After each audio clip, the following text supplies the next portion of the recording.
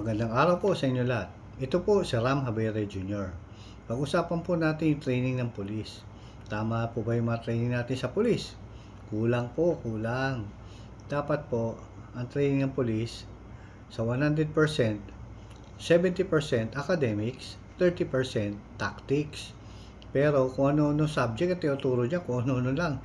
Hindi mo magagamit pag graduate Magte-training yung mga officers advanced course, uh, basic course, yung mga JLC, junior leadership, senior leadership course, at marami pa. Pero kung sa 4 na buwan, anong natutunan ng mga yan, di ba? Dapat po, tinuturo po dyan, siyempre, re-refresh mo yung mga revised penal code, yung elements. Tapos, isama po din dyan yung rules of court. Hindi naman po lahat ng sa rules of court kukunin nyo. Dalawa lang naman ang importante dyan.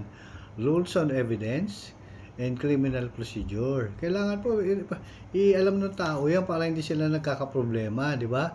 Pagagalitan ka pa ng piskal dapat alam mo na yan di ba? Dapat ikaw pa nga magalit na huwag mo papagalitan kasi at par naman tayo. Nagkataon na sa fiscal level ka, pulis ako. Di ba? Dapat at par tayo, kaya natin yung mga ganun. Yung tactics naman po, dapat yan, actual combat, di ba? Dapat yan, nagkakaroon ng physical contact yung police. Kulang yung ating martial arts May physical contact para syempre, parang sa firing, di ba? Pa-firing tayo. Pag yan bago ng training, takot siya kumalabit Pero pag sanay na sa pagkakalabit yan ng firearm, wala na sa kanya yun, di ba?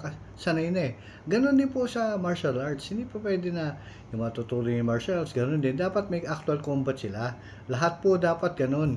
Para pag umarap sila sa mga suspect, maganda yung kanilang laban na normal lang rin sa kanilang galawan na ganon. Yun lang yung maganda importante sa training.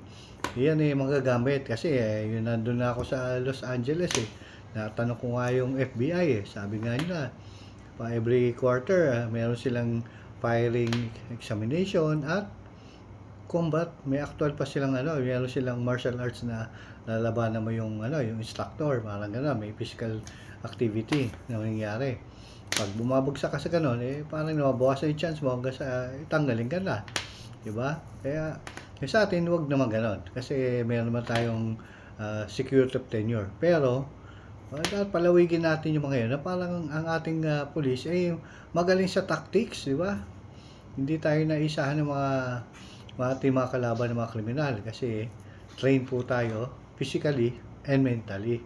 Yun lang po para marami pong knowledge yung police natin na nagagamit po sa labas. Yun lang po. Magandang araw po sa inyo lahat.